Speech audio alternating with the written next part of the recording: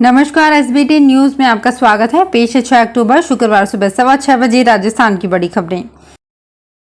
राजस्थान में एक बार फिर लाल डायरी पर सियासत सुर्ख हो गई है। जोधपुर में पहले मोदी ने लाल डायरी का मामला उठाते हुए काले कारनामों पर कार्रवाई का वादा किया। इसके बाद जयपुर में गहलोत ने पलटवार करते हुए कहा कि लाल डायरी को लेकर ऐसा षड्यंत्र किया जो फ्यूज हो गया। गहलोत ने कहा, बाकायदा बीजेपी के हेडक्वार्टर में बैठकर षड्यंत्र रचा गया। बीजेपी हेडक्वार्टर में अमित शाह, जेपी नड्डा, गजेंद्र शेखावत, जफर इस्लाम ने मेरी सरकार गिराने का षड्यंत्र किया। 5 साल तक मेरी सरकार को डिस्टर्ब रखा। इनकी करतूतों के कारण 40 दिन तक विधायक होटलों में रहे। ये सत्ता में रहने लायक लोग हैं क्या? गहलोत ने कहा, ये चुनी हुई सरकार को गिरा रहे हैं। इन्हें सत्ता में रहने का कोई नैतिक अधिकार नहीं है। महाराष्ट्र, मध्य प्रदेश और कर्नाटक में इन्होंने चुनी हुई सरकारों को गिराया। ये चुनी सरकारें गिरा रहे हैं, फिर चुनाव का मतलब क्या रह जाएगा? आने वाले वक्त में चुनाव करवाना चाहते हो या नहीं? मुख्य चुनाव आयुक्त राजीव कुमार ने गुरुवार को हैदराबाद में कहा कि चुनाव आयोग स्वतंत्र, निष्पक्ष और पारदर्शी व प्रलोभन मुक्त चुनाव कराने के लिए तैयार है। आने वाले विधानसभा चुनावों में मनी पावर हमारे रडार पर रहेगा। इसके लिए प्रवर्तन एजेंसियों को स्पष्ट निर्देश दिया गया है। अगर वे कार्यवाही नहीं करेंगी तो हम उनसे चुनाव धन बल का प्रयोग करने वालों पर कार्यवाही कराएंगे। सीईसी की अध्यक्षता वाली 17 सदस्यों की टीम तेलंगाना में चुनाव तैयारियों का आकलन करने के लिए शहर में है। इस दौरान राजीव कुमार ने राजनीतिक दलों, राज्य और केंद्र सरकार के अधिकारियों और प्रवर्तन एजेंसियों के साथ विधानसभा चुनाव को लेकर मीटिंग की। राजस्थान में पुलिस गश्त को प्रभावी बनाने के लिए और किसी भी वारदात या घटना की सूचना पर तुरंत पुलिस को मौके पर पहुंचने के लिए मुख्यमंत्री अशोक गहलोत द्वारा बजट में 500 डायल 112 इमरजेंसी रिस्पांस व्हीकल देने की घोषणा की गई थी। बजट घोषणा के तहत गुरुवार को मुख्यमंत्री अशोक गहलोत ने सीएमआर से 100 नए डायल 112 इमरजेंसी रिस्पांस व्हीकल को हरी झंडी दिखाकर अलग अलग जिलों के लिए रवाना किया। इस दौरान DGP Umesh Mishra, DG crime Ravi Prakash Mehrada सहित पुलिस के अन्य अधिकारी भी मौजूद रहे। माननीय मुख्यमंत्री श्री अशोक गहलोत जी ने माओ का दर्द समझा और उनकी पहल पर राजस्थान सरकार के प्रयासों ने Indira Gandhi gas cylinder subsidy योजना को आकार दिया। योजना के तहत लाभार्थी केवल 500 रुपए में अपना गैस सिलेंडर भरवा रहे हैं। सिलेंडर की वास्तविक राशि में से 500 रुपए काटकर शेष राशि लाभार्थी के खाते में पहुंच जाती है। इतना सस्ता सिलेंडर राजस्थान के अलावा देश भर में कहीं नहीं मिलता। कांग्रेस के महासचिव व सीईसी के मेंबर मधुसूदन मिस्त्री गुरुवार को अलवर पहुंचे। यहां 8 विधानसभा क्षेत्रों का फीडबैक लिया। इस दौरान मीडिया से बातचीत पर वे बोले कि सरकार के खिलाफ नेगेटिव परसेप्शन नहीं है। किसी विधायक की एंटी इनकम्बेंसी हो सकती है। वहीं टिकट को लेकर बोले कि अभी तो फीडबैक लिए जा रहे हैं। कांग्रेस इलेक्शन कमेटी में जाने के बाद नाम फाइनल होगा। दरअसल अलवर पहुंचने पर दोपहर 2 बजे सर्किट हाउस में प्रेस कॉन्फ्रेंस रखी गई थी। अगर आपकी बेटी के 10वीं और 12वीं बोर्ड की परीक्षा में निर्धारित कट ऑफ के अंक हैं तो उसे 31,000 से लेकर 51,000 रुपए तक का पुरस्कार मिल सकता है। दरअसल बालिका शिक्षा को प्रोत्साहन देने के लिए 1 या 2 पुत्री वाले परिवार को प्रतिभाशाली बालिकाओं को जिन्होंने राजस्थान माध्यमिक शिक्षा बोर्ड की परीक्षाओं को राज्य स्तरीय एवं जिला स्तरीय योग्यता क्रम में निश्चित स्थान तक निर्धारित कट ऑफ अंक अथवा इससे अधिक अंक प्राप्त किए हों, ऐसी छात्राओं को बोर्ड ने पुरस्कार देने का निर्णय किया है। इसके लिए योग्य छात्राएं आवेदन कर सकती हैं। 10वीं बोर्ड माध्यमिक परीक्षा 2022 में निर्धारित कट ऑफ अंक लाने पर राज्य स्तर पर 31,000 रुपए तथा जिला स्तर पर 11,000 रुपए का पुरस्कार दिया जाएगा। प्रधानमंत्री नरेंद्र मोदी ने जबलपुर में कहा कि ना गरीबों का पैसा लूटने दूंगा और ना ही कांग्रेस के नेताओं की तिजोरी भरने दूंगा। हमने जनधन, आधार और मोबाइल की ऐसी त्रिशक्ति बनाई है कि कांग्रेस का भ्रष्ट तंत्र तहस नहस हो गया। आज गरीबों का पैसा गरीबों के हित में लग रहा है। मोदी ने कहा, 2014 के पहले हजारों करोड़ के घोटाले हेडलाइन बना करते थे। गरीबों पर खर्च होने वाला पैसा कांग्रेसी नेताओं की तिजोरियों में जा रहा है। हमने कांग्रेस सरकार की बनाए भ्रष्ट व्यवस्थाओं को बदलने का अभियान चलाया है। इससे पहले मोदी ने जबलपुर में रानी दुर्गावती की 500वीं जयंती के मौके पर वीरांगना रानी दुर्गावती स्मारक एवं उद्यान का शिलान्यास किया। साथ ही दुर्गावती स्मारक पर डाक टिकट और सिक्के भी जारी किए। प्रधानमंत्री मोदी ने मंच से ही देश के अलग अलग क्षेत्र से जुड़े 12,600 करोड़ के डेवलपमेंट प्रोजेक्ट का भूमि पूजन और लोकार्पण भी किया।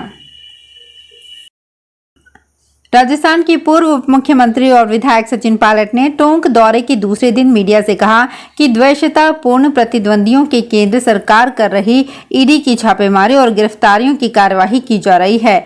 जनता इसका निर्णय करेगी कि भाजपा गलत कर रही है या सही कर रही है। उन्होंने कहा कि प्रदेश में आज पता नहीं है कि भाजपा का नेता कौन है, कौन टिकट देगा, कौन क्या करेगा। यात्राएं निकालने से कुछ हो नहीं रहा है। ये सिर्फ ये मानकर बैठे हैं कि हर 5 साल में सत्ता परिवर्तन होता है। इस बार जनता मूड बनाकर बैठी है, लेकिन इस पर राजस्थान में परंपरा टूटेगी और कांग्रेस की सरकार बनेगी।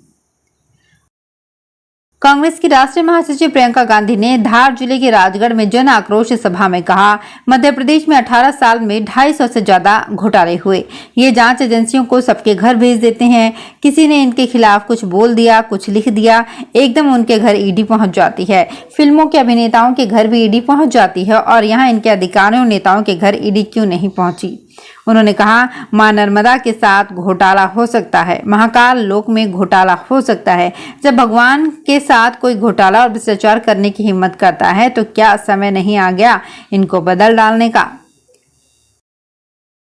दिल्ली मामले में गुरुवार को 2 मामले कोर्ट पहुंचे। पहला मामला सुप्रीम कोर्ट में दिल्ली की पूर्व डिप्टी सीएम मनीष सिसोदिया की जमानत से जुड़ा था।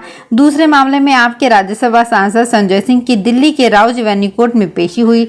मनीष सिसोदिया की जमानत याचिका पर सुप्रीम कोर्ट में सुनवाई की अगली तारीख 12 अक्टूबर तय की है। जस्टिस संजीव खन्ना और जस्टिस SVN भट्टी की बेंच ने ईडी से पूछा, सबूतों की कड़ी एक दूसरे से नहीं जुड़ रही है। आपकी दलीलें अनुमान पर आधारित हैं, जबकि ये सबूतों पर होनी चाहिए। आमजन को निजी और सरकारी अस्पतालों में बेहतर स्वास्थ्य सुविधाओं के उद्देश्य से राजस्थान के प्रत्येक परिवार को हेल्थ कवरेज के दायरे में लाकर बेहतर स्वास्थ्य सुविधा उपलब्ध करवाने के लिए मुख्यमंत्री चिरंजीवी स्वास्थ्य बीमा योजना संचालित की जा रही है। योजना में लाभार्थी परिवार को सामान्य एवं गंभीर बीमारियों से इलाज के लिए 1798 पैकेज उपलब्ध हैं, जिनमें बीमारी से संबंधित जाँच, उपचार और चिकित्सा का परामर्श शामिल है।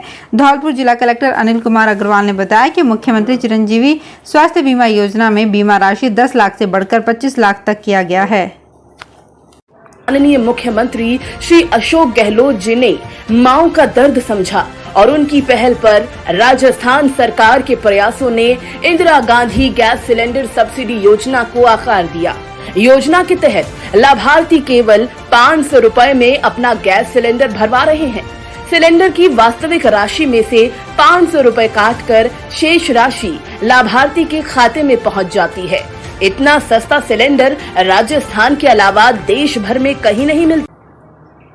धौलपुर जिले में संचालित आंगनबाड़ी केंद्रों पर अब बच्चों को अगले सप्ताह से पका हुआ यानी गर्म भोजन खाने को मिल सकेगा। सभी आंगनबाड़ी केंद्रों पर गैस चूल्हा पहुंचने का कार्य शुरू हो गया है। अभी तक 450 आंगनबाड़ी केंद्रों पर मैपिंग के बाद गैस चूल्हा उपलब्ध हो गया है। वहीं अन्य केंद्रों पर इसी सप्ताह पहुंचने की उम्मीद है। इसके लिए विभागीय अधिकारी लगातार केंद्रों की जांच में जुटे हुए हैं। अश्विन शुक्र पूर्णिमा अथवा शरद पूर्णिमा 28 अक्टूबर को है। शरद पूर्णिमा की मध्य रात्रि चंद्र ग्रहण से चांदनी की रोशनी में खीर को शीतलता नहीं दी जा सकेगी, ना ही ठाकुर जी को खीर का भोग लग सकेगा।